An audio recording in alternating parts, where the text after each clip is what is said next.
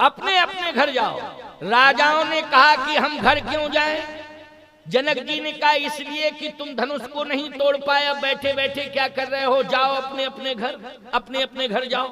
राजाओं ने कहा कि हम धनुष नहीं तोड़ पाए, लेकिन हम इसलिए बैठे हैं कि उसका इंतजार कर रहे हैं कि अब धनुष तोड़ता कौन है।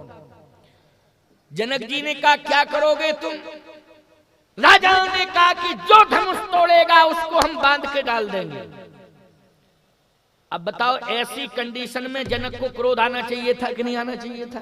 बोलो कि जो धनुष को तोड़ेगा उसको हम बांध के डाल देंगे, और यदि जनक तुम सहायता करोगे तो हम सब मिलकर के तुम्हारे ऊपर भी बार प्रहार करेंगे, तुमको भी नहीं छोड़ेंगे।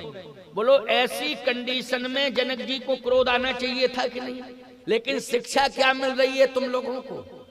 तुम सबको यही शिक्षा मिल रही है कि बेटी के विवाह में अगर अपरिपक्व मस्तिष्क के लोग आ जाएं और किसी नशेड़ी भाषा में व्यवधान फैलाने की कोशिश करें तो उस समय आपको क्रोध नहीं करना चाहिए, उस समय बोध से काम लेना चाहिए और अपनी बेटी के विवाह को सानंद संपन्न कराना चाहिए। उस समय क्रोध की जरूरत है कि बोध की? उस समय बोध की जरूरत है। महाराज श्री जनक ने बोध का परिचय दिया है। जैसे ही राजाओं ने कहा कि जो धनुष तोड़ेगा उसको हम बांध देंगे, बांध के डाल देंगे, और जनक यदि तुम भी आओगे सामने तो फिर तुमको भी सबक सिखाएंगे, हम सब 10,000 तुम्हारे ऊपर आक्रमण करेंगे। ऐसी कंडीशन में जनक जी को सेना को आदेश देकर के उन राजाओं का बहिष्कार कराना चाहिए था, लेकिन नहीं, जनक जी महाराज कुछ नहीं बोले। जनक जी सोच रहे हैं बैठा रहने दो इनको, क्योंकि जनक जी महाराज को ये पता है कि विवाह मेरी बेटी का हो रहा है, और विवाह सामान्य बेटी का नहीं, आदि शक्ति बेटी का हो रहा है, और ब्याहने के लिए परब्रह्म परमात्मा आया है।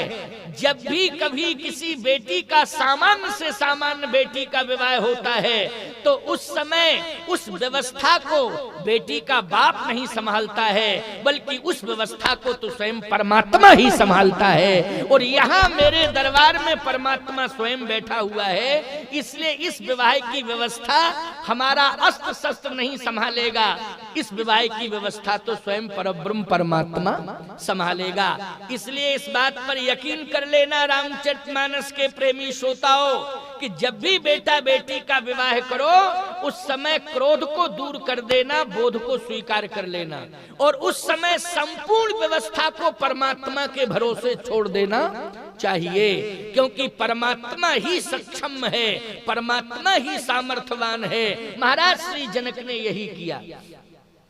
अब 10,000 राजा एक साथ बैठ गए, अपनी अपनी तलवारें हाथ में लिए। महाराज श्री जनक ने कहा, ब्रह्मा विलंब किस बात का हो रहा है? तो वो विधान में विलंब कैसा, विधान पूरा होना चाहिए। ब्रह्मा जी ने कहा कि विधान पूरा तो होता है, लेकिन जब समय आ जाता है तब पूरा होता है, क्योंकि कोई भी कार्य होता है पूरा वो समय से ही होता है कि नहीं होता है। और ब्रह्मा जी ने कहा थोड़ा समय का इंतजार कर लो, बस समय का इंतजार करोगे तो निश्चित रूप से कार्य पूर्ण होगा। जनक जी इसमें सोचने की आवश्यकता नहीं है। अब विचार करना, समय कब पूरा हुआ? बोले विश्वामित्र, अरे समय शुभ जानी, ओ बोले अति सनेही मैं बानी। विश्वामित्र जी समय को समझ गए, और जैसे समय को समझे तो बोले अति स्नेह में बानी। राम जी से बोले, क्या बोले? उठहु राम, अब बैठो नहीं, उठो। उठहु राम भंजो भव चापा, हे राम उठो, धनुष को तोड़ो और जनक के संताप को दूर करो। उठहु राम भंजो भव चापा, उमेटहु तात जनक परितापा। हे राम उठो, धनुष को तोड़ो और जनक के संताप को दूर करो। समय जब आया तब विश्वामित्र जी बोले। इसका मतलब है जब समय आता है तभी कार्य होता है। समय के पहले कितना ही परेशान तुम हो जाओ, कार्य पूरा नहीं होगा। समय जैसे ही आएगा निश्चित रूप से कार्य पूरा होगा। समय के बारे में ज्ञान कौन देगा? समय के बारे में ज्ञान देने वाली सबसे बड़ी पाठशाला है राम कथा। बोलो कौन सी पाठशाला है? राम कथा। ये राम कथा रूपी पाठशाला में आप बैठे, ये समय का बोध जो इसकी प्रेरणा आपको दी जा रही है, बोलो ये किस पाठशाला में दी जा रही है?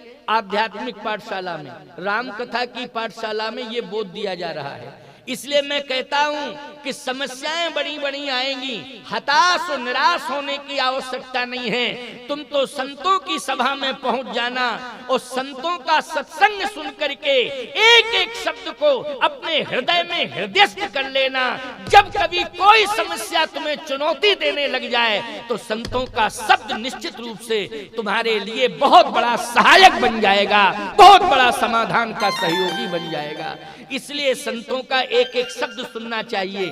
आज संत विश्वामित्र जी महाराज की वाणी पर ध्यान दिया भगवान राम ने और कहा, हे राम उठो, विश्वामित्र समय शुभ जानी, और बोले अति स्नेह में बानी, उठहु राम भंजो भव चापा, ओ मेटहु तात जनक परिताप। हे राम उठो, धनुष को तोड़ो, जनक के संताप को दूर करो। भगवान राम ने जैसे ही हाथ जोड़ के प्रणाम किया साहब, देखो विनम्रता। मैं यही तो कहता हूं कि कोई भी बड़े से बड़ा कार्य करो, विनम्रता को साथ लेके चलो। अकड़ना मकड़ना ठीक नहीं होता है। आजकल लोग साथ लेके चलते हैं अपनी योग्यता को, और योग्यता का जब प्रदर्शन करते हैं सफलता में तो अभिमान आ जाता है। बोलो आ जाता है कि नहीं? मैं कहता हूं कि कोई भी बड़ी से बड़ी सफलता आपको हासिल करना है, अपने साथ विनम्रता लेकर के चलो। और जब विनम्रता लेकर के तुम चलोगे तो मैं सत्य कह रहा हूं कि वही विनम्रता परमात्मा का स्वरूप धारण कर लेगी और बड़ी से बड़ी प्रतिकूलताएं अनुकूलता में परिणित हो जाएंगी। ये विनम्रता का परिणाम होगा। विनम्रता। अच्छा बोलो भैया, कोई व्यक्ति अगर लड़ने के लिए आ रहा है, उस समय आप अकड़ोगे मकड़ोगे तो विवाद बढ़ेगा कि नहीं बढ़ेगा? बढ़ेगा कि नहीं? बढ़ेगा। और यदि आपके साथ विनम्रता है और कोई व्यक्ति अगर आप पर प्राणघातक हमला भी करना चाहेगा, लेकिन विनम्रता वो शस्त्र है प्यारे कि मैं दावे के साथ कह रहा हूं, मारना है अगर किसी को तो मार दो एहसान से, फायदा क्या मिलेगा? अगर मार दोगे जान से, बदला ले सकता है जान का मारा हुआ, सिर उठा नहीं सकता एहसान का मारा हुआ। यदि आपके जीवन में विनम्रता है तो विनम्रता निश्चित रूप से आपको सफलता दिलाएगी ही दिलाएगी। और यही हुआ जनकपुर में। भगवान राम को सफलता अगर मिली है तो विनम्रता के बल पर मिली। बोलो कुठार के बल पर मिली कि हथियार के बल पर मिली कि तलवार के बल पर मिली कि सुंदर व्यवहार के बल पर मिली? बोलो सुंदर व्यवहार के बल पर राम जी को सफलता मिली। अब देखो प्रमाण दे रहा हूं सफलता का। गुरहि प्रणाम मनई मन कीन्हा, गुरु जी को प्रणाम करके राम जी चले। और कैसे चले? सही जई चले अरे सकल जग स्वामी, मनहु मत बर कुंजर गाम। राम जी सहज ही चले, बिल्कुल सरलता लेकर के भगवान चले। ये राजा जो जा रहे थे ये सहज भाव से नहीं जा रहे थे, अकड़ मकड़ के जा रहे थे। बोलो जा रहे थे कि नहीं? और राम जी सहज ही चले, सकल जग स्वामी, पूरे संसार के मालिक हैं लेकिन सहज भाव से जा रहे हैं। वो आजकल घर में नहीं है कुछ, समझ रहे कि नहीं? खाकपति और जा रहे हैं ऐसे जैसे भोलेनाथ विश्वनाथ जा रहे हैं, पूरे संसार के नाथ जा रहे हैं, ऐसे चलते हैं। सावधान, विनम्रता लेकर के जब चलोगे तो ये धरती आधार बन जाएगी तुम्हारे लिए, और यदि अकड़ के मकड़ के चलोगे तो ये धरती भार बन जाएगी तुम्हारे लिए, तुम्हें भार मान लेगी। याद रखना, तुम्हारा कोई कार्य सफल नहीं होगा यदि तुम्हारे जीवन में अकड़ना ऐंठना बना रहेगा। विफलता ही विफलता हाथ लगेगी। इन राजाओं के जीवन में विफलता ही विफलता हाथ लगी, लेकिन भगवान राम विनम्रता लेके चले तो इतनी बड़ी सफलता मिली कि जैसे ही धनुष के पास पहुंचे तो धनुष छोटा हो गया। देखो विनम्रता